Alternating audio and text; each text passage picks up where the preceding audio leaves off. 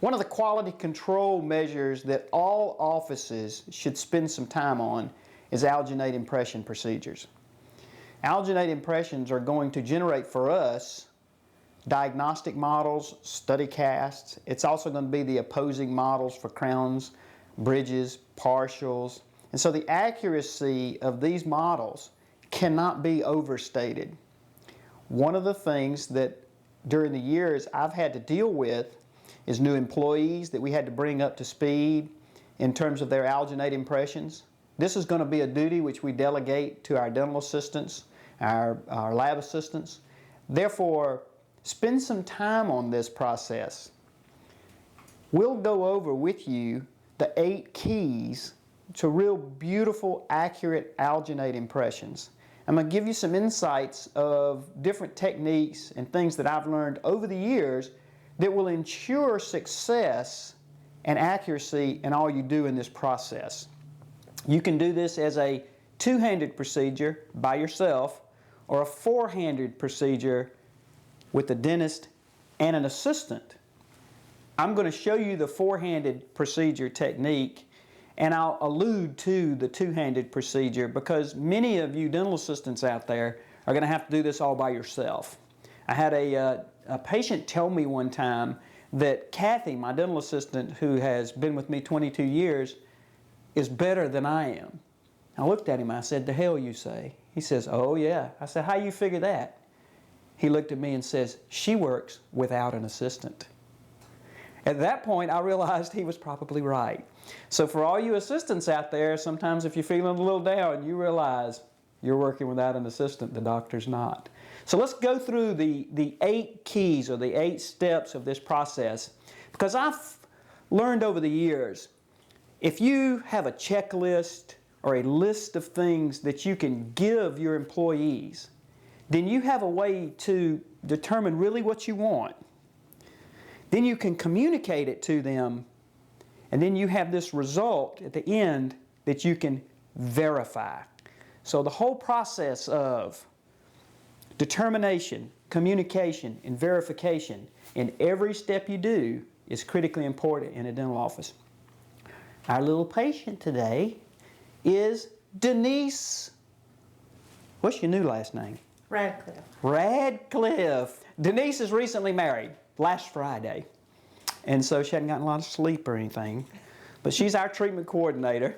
And she has volunteered to subject herself to this video. Let's go through the 8 steps. Start by doing a really good oral exam. Take a look in the patient's mouth. Get a light. We're going to get a mirror. I'm going to put some loops on. I'm going to be looking around in Denise's mouth. One of the things I'm going to do is look under their tongue, see if there's any tori. Tori are going to run into that tray. I'll take my finger and feel the depth of the floor of the mouth. We'll then look up into the palate, see if there's a tori there. One of the places, bite down for me now, is loosen up their cheeks and look up into the vestibule. Every once in a while you'll find a patient that's got these big exostoses out lateral to the molars. And that's a functional thing, but you'll really bang into those with a tray. If you know they're there, you can work around them. You may have to go to a larger tray. This takes about 20 seconds. You look in the patient's mouth, do a really good oral exam. The second step in this process is to try in the trays. You can get a pretty good idea about how large a patient's arches are and what shape they are by this exam. Denise has actually got a pretty small mouth. She actually has pretty small arches, and they're a little bit narrow. And so we're going to go to a smaller tray. I'm going to go ahead and try this. This is a rim lock tray. Now I'm going to encourage you to use a rim lock tray. Most everybody that's watching this and is in the audience is using a perforated tray. The reason I like a rim lock tray is about 2 or 3 reasons. Now listen to me. A rim lock, the excess alginate is going to go out into the fornix of the vestibule. And what that's going to do for you is extend the cheeks, extend the lips, and you'll get a much better impression of all of that by having the excess go out of the tray this way. A perforated tray, all the excess comes out of the bottom. So you don't get a really nice fold, if you will, or impression of the fornix. The other thing it does for you is it will create a little dam in the back so that the impression material is not going to go running down their throat. Now let me talk about alginate real quick. You want to use regular set alginate. Do not use fast set. Now the reason most people use fast set alginate is because of gagging. They think that if they can take the impression real fast and get it out real fast, the patient's not going to gag. Well, if you want to prevent a patient from gagging, the gag reflex is not from the throat. The gag reflex is on the posterior 1/3 of the tongue. Think about it. If you want to throw up, you put your finger on your tongue and push down. You don't stick it on your palate. So a rim lock tray is going to cause the excess to go out the back, not drip down onto the tongue. A perforated tray is going to drip down onto the tongue, and that's when a patient will gag. So switch to rim lock trays and use regular set alginate. Now regular set alginate is more accurate than fast set. Alginate sets by what's known as a brush heap configuration. In other words, when it starts to set, it's a brush heap, a heap of brush, like limbs all piled together. So as it sets, it piles up. Fast set piles up faster. So if you wanted to make a 6-foot pile of brush, if you used bigger limbs, it would set faster, or you get that pile faster. If you had to pile it up with grass, it would take forever. But the grass is far more accurate than the large limbs. So in terms of accuracy, use regular set. The other thing is, all alginate comes in a little container that has the mixing instructions on the back of the can. Follow the mixing instructions. I always ask participants in my courses, how long does it take regular set alginate to set? I hear everything from 30 seconds to an hour and a half. Nobody actually really knows. Well, right here on the back of the gel trait regular set box, it gives you the working time, and then it gives you the set time. Set time for regular set alginate when the water is 68 degrees is 3.5 minutes. Okay? So, follow all the instructions. We have performed an oral exam. We've tried our upper tray in. Now we're going to try our lower tray in just to make sure. And I'm going to kind of practice a little bit. Lift your tongue up for me and let it relax. And I'm going to actually take that tray and kind of wiggle it around, see if I'm banging into the teeth. You want a pretty much equal thickness of alginate all around in the tray. And here's something else that's a trick. The hole in the end of the tray that you hang it up in the lab with, that's the midline. Use that as a midline gauge for the patient's face. That's just a little trick. And when you got it full of alginate, if you want to know if you got it in there right or not, find the hole and line it up with the midline of the patient's face. So, it's not pinching her, I wasn't banging into the teeth, and she was able to get her tongue up through the lingual here, so I feel pretty good about this. The next thing I'm going to do to ensure some accuracy is I'm going to apply some wax to the tray. On the lower, I'm going to put it on the back extent of the impression tray, and I'm going to put a little bit that runs under her tongue and a little bit out onto the buccal shelf. That way, if I run into the retromolar pad, and I'll be able to carry some alginate down into the floor of the mouth with that wax, I'm going to do the same thing on the other side. So I'm going to put a little piece of wax in the front. That's the way we do it for everybody. A little bit on the back, sublingual. This is actually the retromylohyoid space. And then a little bit in the front. I don't cover the whole tray. Now for a denture patient, I will cover the whole tray. But she's not there yet. Okay. That's got the lower one. Now on the upper, I'm going to put a post down. What this is going to do for me is it's going to help me contain the alginate within the tray. This is clear rope wax. I think it's a Modern Materials.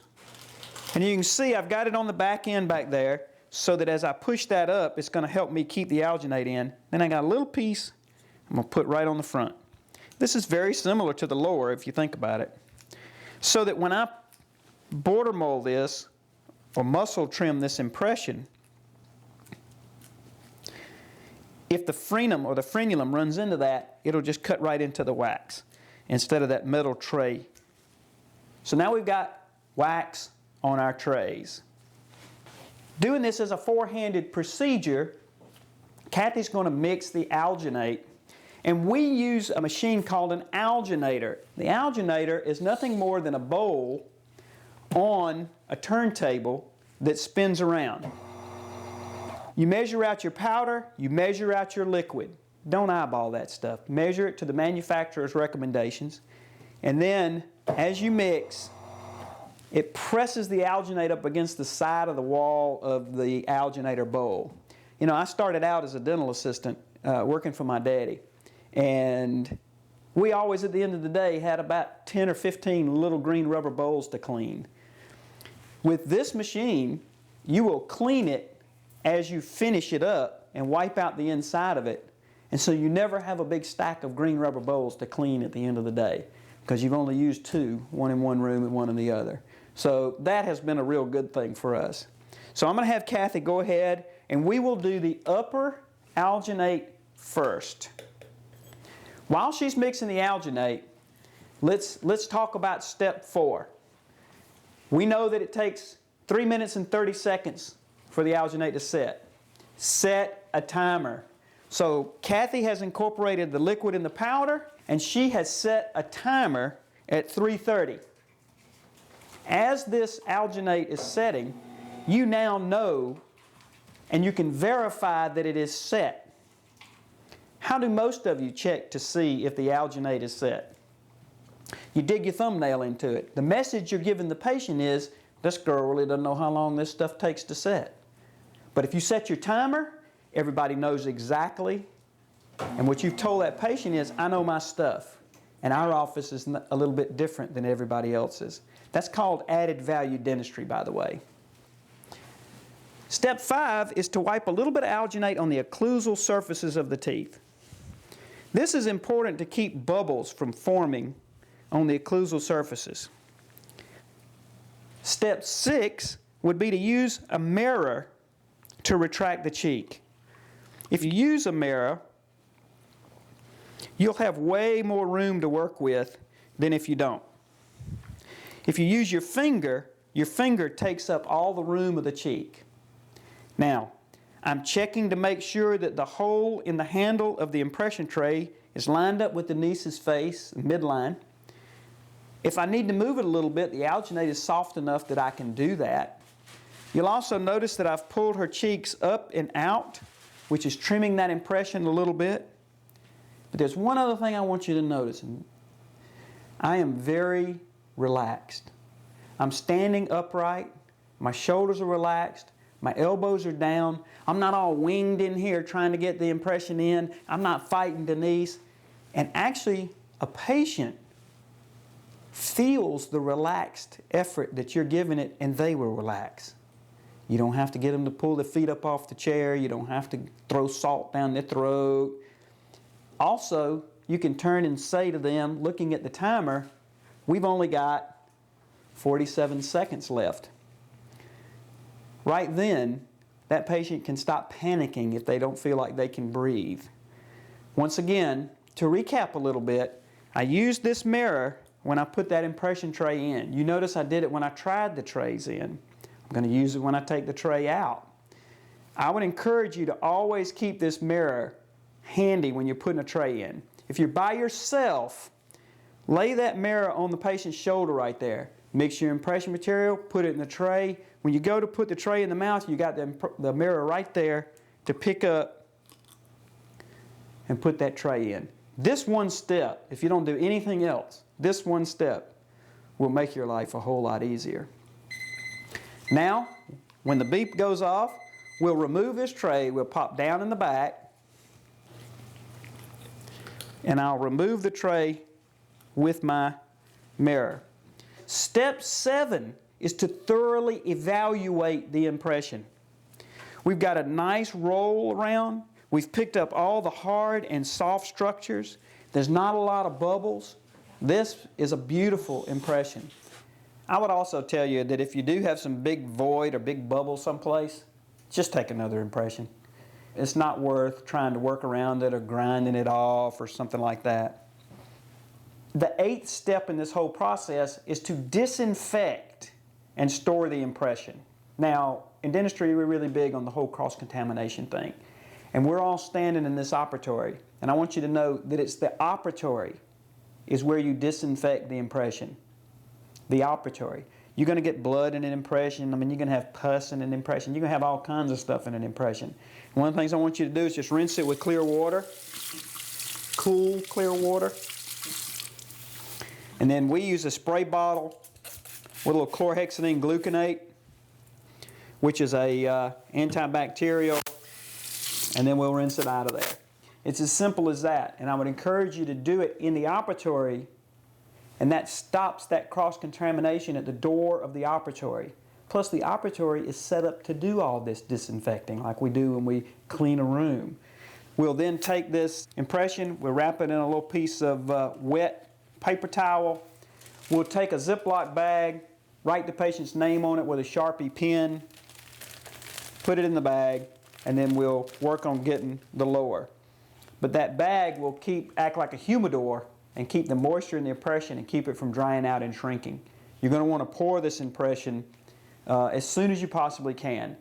Don't wait till the next day and all that. Go ahead and try and get it done as soon as you can, within a couple hours if possible. Now let's turn our attentions and take a lower impression, because I want to show you a couple of things about a lower impression that are a little bit different than the upper. Kathy's going to give me a little bit of alginate for my finger. I got my mirror in my left hand, and I'm going to wipe just a little bit on the occlusal surfaces of the teeth. And as I do it, I wipe my finger out this way, and it forces some alginate under her tongue. This is going to keep us from getting bubbles on the occlusal surface, and it'll run a little alginate into the floor of the mouth.